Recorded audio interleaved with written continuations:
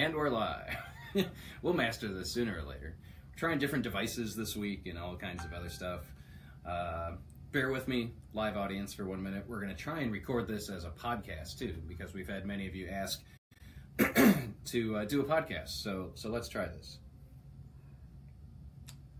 So I'm Josh from Alter Ego Comics in Lima, Ohio. Oh, that didn't work. I don't care that much. There we go. There we go. Oh, I'm Mark. And I'm Josh. And this is Comics Are Awesome, brought to you by Alter Ego Comics. And this is the show where we talk about this week's best comics. Thank you for joining us. We're doing a Facebook Live. We're recording a podcast. And we'll also post this on our YouTube channel. So we're multitasking. I'm also baking some biscuits. So, yes. let's keep this on track. I don't want to talk about your digestive tract, but those are brownies. Hey-o. All right, so we're talking about this week's best comics. Lots of solid stuff this week. When I looked at my stack of comics last night when I got home, I just smiled because I was happy about everything that was there. And I was stunned that my pick of the week is Kick-Ass #1 by Mark Millar and John Romita Jr. But Mark, you say, there's already been a Kick-Ass #1 and a Kick-Ass 2 #1. And a Kick-Ass 3 #1. And a Kick-Ass Presents Hit Girl #1. And a Kick-Ass Presents Hit Girl 2, Volume 1, I think. Yes. So this is a completely new start. I'm not real clear from the first issue whether this is set within the previous Kick-Ass universe. I think it is, but it's not explicit. They don't mention the previous hero. They don't mention his alter ego. But there is a new character who is a war veteran, female war veteran, who comes back to a completely craptastic life back in the United States and dons the costume. Is this the plot of Rambo? Yes. Is this First Blood? Tries to get a meal at a diner and hunts down people in the woods. That's not what happens. No. That was the plot of Rambo First Blood. So this new character, who I find very interesting, she's stuck in a no-win situation, and after her ex-husband totally screws her, for lack of a better term, and not in the good way. Sorry. Yeah. So she does what she has to do. She's got a couple of kids, and she just is out of luck, big time. I really was pleasantly surprised, and I shouldn't be. I shouldn't be. Mark Millar can write. Right. If this was anyone other than Mark Millar writing this character, I don't think I would have enjoyed it as much as I did, because he's just so consistently good. He knows how to write great comics, and his partner in crime from the previous Kick-Ass stuff, John Romita Jr., is back. And you're usually not a JR fan, but what did you have to say about the this? art looked better. I don't know if it's a different inker or what, but there were still some of his faces are still a little wonky, but it didn't annoy me as much as his art normally does. It looked a little cleaner. Yeah. I don't know who's doing the inking, and I don't have a copy in front of me because we're down to our last few copies here at the shop, and I didn't want to rob someone of the pleasure of reading Kick-Ass #1. Once again, my pick of the week, Kick-Ass is now being published by Image, and really. What do we know about that ad on the last page? The ad on the last page. It was a Miller World title from Netflix. It's a print. It's a print comic book. Okay. Yes, yes. So there's they because Netflix bought Miller World. Is that correct. where the Netflix that's logo is where on the there? Netflix logo is there. There is an ad for Mark Millar's new series with Olivier Coipel. Yeah. I think, which we're thrilled about. He did House of M, if I'm not mistaken. Sure, we'll believe that. We'll say he did. I'm pretty sure he did J. Michael Straczynski's Thor run. That was definitely him. That was definitely him. And that series looks great. It looks kind of like a Trenchcoat Brigade, like a bunch of because it's got magic or something. I don't remember. If I had it in front of me, we could talk about it more, but I don't. So Kick-Ass #1, my pick of the week. Absolutely. What was your pick? My pick of the week is Star Wars Thrawn #1, to the grand surprise of absolutely no one. This is written by Jody Houser with art by Luke Ross. And Grand Admiral Thrawn is a character that first appeared in 1993's Heir to the Empire, written by Timothy Zahn. But no one gives a crap about that, and it isn't even in continuity anymore. So I was excited to see what we're going to get for this. Now, there has been one new Thrawn novel that is in continuity that just came out late last year. I haven't read it. I don't know if this reflects any of that material or not. My understanding is that this is an adaptation. An adaptation of the novel? Yes. Okay. I wasn't sure because it said based on, but I didn't know if that was a character based on or an actual thing. So, having not read the novel but being familiar with the classic character, I loved it. This is amazing. We get to see a alien in a empire that does not approve of aliens as a rule, and how he manages to rise to the highest rank achievable unless you're the emperor. It's really well plotted. The characters are really relatable, and actually Alex, who to my knowledge has not read any of the novels, wouldn't have been previously familiar with the character, also made it his pick of the week this week. So if you're just a general Star Wars fan, I think it's a lot of fun. It's nice to see an Imperial story without a bad guy, or maybe with all bad guys. I don't know. That's something we get occasionally in the short stories and the books, things from the Imperial point of view, but not that often in the comics thus far. So I'm excited to see that, to have that opportunity. This is a 6-issue mini, and a lot happened in it. I was surprised how much ground they covered, how complete as a story it felt in just the first issue. So Star Wars Thrawn is awesome. I liked it too, and I don't know you read the book a long time ago. I read the original trilogy that Timothy Zahn did in the early 90s, but that is my only experience with Thrawn. Alex is chiming in as well. Thank you, Alex is watching us out there in Facebook land. Our team member here also, it was his pick of the week as well. So 2 out of 3 picked Thrawn, and I liked it too. So let's say 3 out of 3. The 3 people that read comics here regularly all recommend Star Wars Thrawn. Number 1. Next up for me, Marvel 2-in-1 number 3, starring The Thing and the Human Torch. This is written by Chip Zdarsky, artwork by Valerio Schitti. That's right, Valerio Schitti. Return to the Schitti. And I must point out, or something last month. It was Jim Chung. Oh, Chung for the first 2 issues. Thanks for doing 2 issues, Jim Chung. Yeah, couldn't stay on a little longer. Yeah, things. I hope you're all right, by the way, and your family's okay. But I would have preferred that you stayed on this book for more than 2 issues. Because your artwork is spectacular and really works out. But he did do the cover, and I should point out that when we search for comics from our supplier, like they'll have Schitti variant, and it's Valerio Schitti. So, heyo. There's a C in there. So yes. Don't censor me, Facebook. This continues the story of the Thing and the Human Torch searching for the rest of the Fantastic Four and their kids. So that would be Reed and Sue and Valeria and Franklin.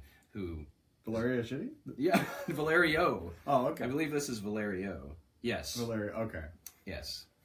And it is just awesome. Awesome. Chip Zdarsky, I will read anything you write, sir. Anything. Except that wizard book you did. What wizard book did he do? That book you did after Sex Criminals before Howard the Duck for Image. It was about, like, I read 1 issue and couldn't handle it. I don't remember. It was too gonzo crazy for me. Yeah, but this is great. Him writing Marvel characters or superheroes, we will follow you to the ends of the universe, Mr. Zdarsky. Which is where the Fantastic Four belongs. Heading to the ends of the universe. Basically we find out that why the Human Torch's powers have been on the decline. We find out the Thing's powers are also on the decline, and if you put 2 and 2 together, you might be able to figure it out on your own. Dr. Doom is also in the book, or I should say the infamous Iron Man, who is torturing the Mad Thinker, who also is looking to become possibly the new Reed Richards. So this book has been great out of the gate. We're 3 issues in, and each issue has been fantastic. Fantastic Four, get it? Fantastic. Oh, nice. We do have a change up in artists this issue. Again, if I haven't mentioned, Valerio Schitti is the artist on this book, taking over for Jim Chung, and it's so good. This is on the must-read stack for me every time an issue comes out. And you loved it too, didn't you? I did. It was really awesome.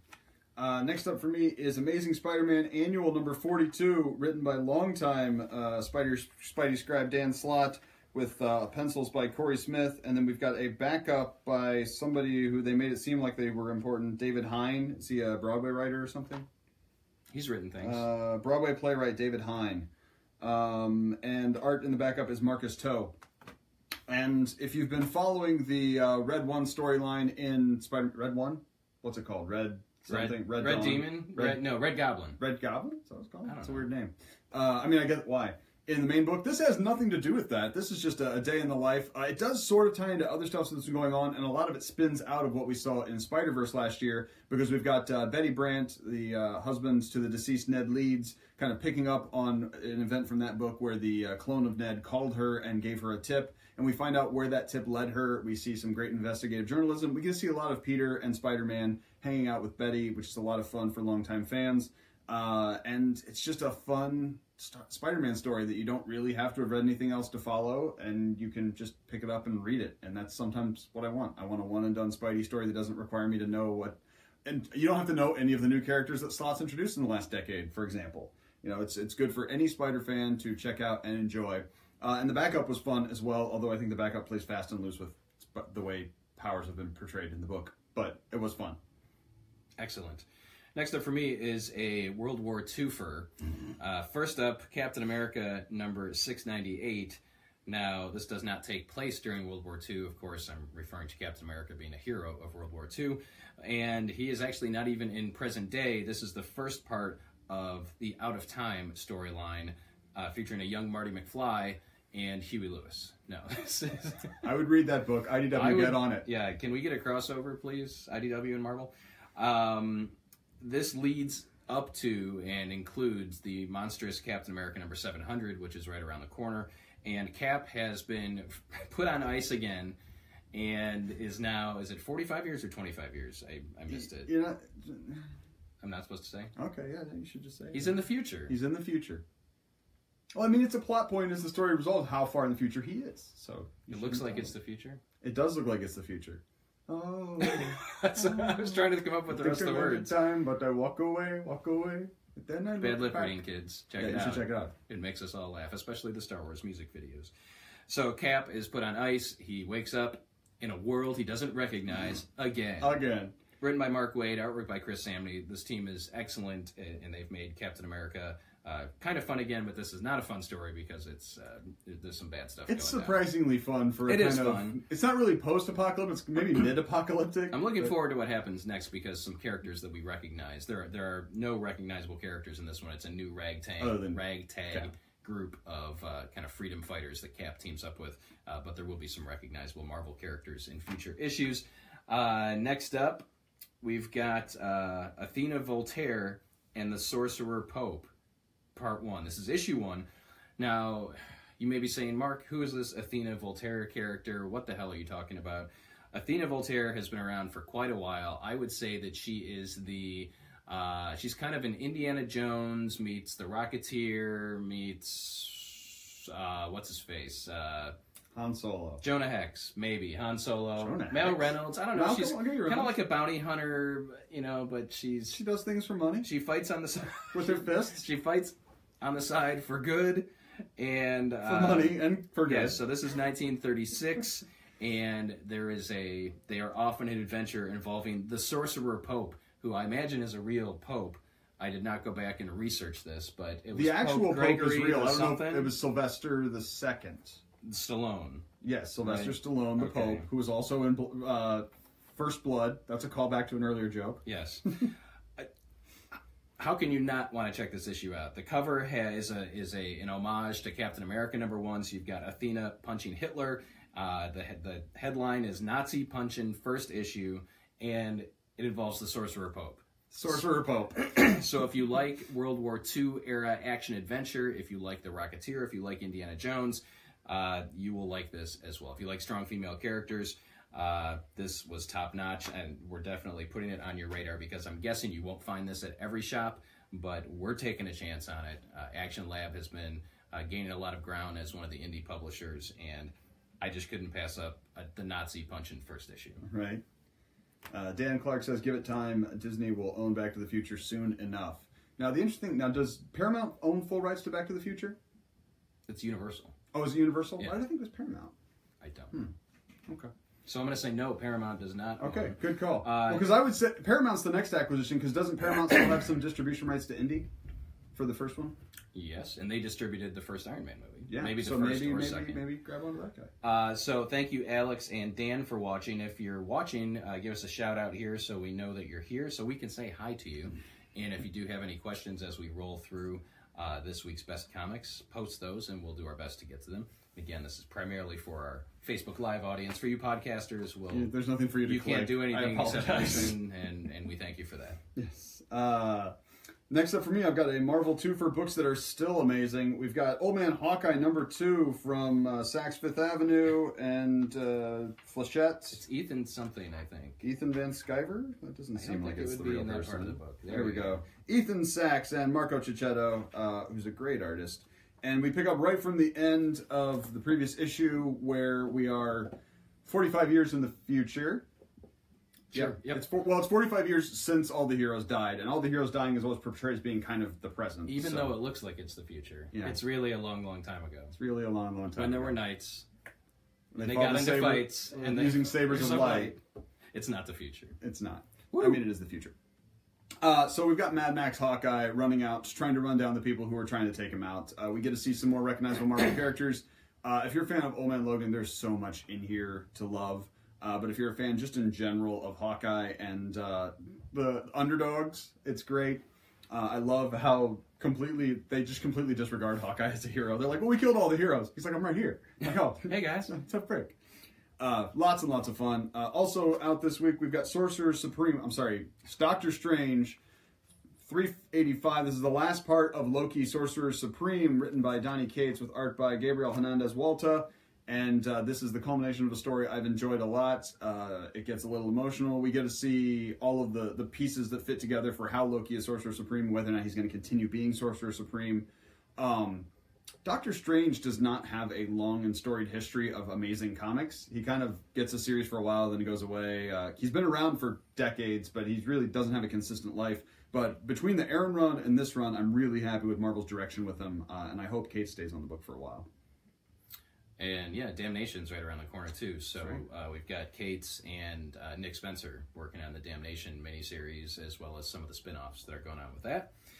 Before I forget, one of the other books that I really enjoyed this week was the new issue of Detective Comics. I did not have it in front of me. Josh hasn't had a chance to read it because we were down to our bare bones copies on Detective. It felt to me like the end of the first act of a 3-act play.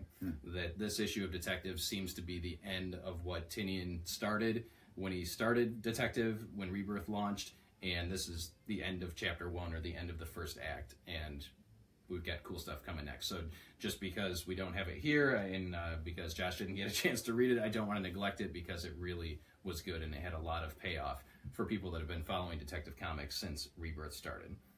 Hey, Cory from Columbus. Thanks for watching. Thank you, Cory. Hopefully we'll see you back here in Lima sometime soon.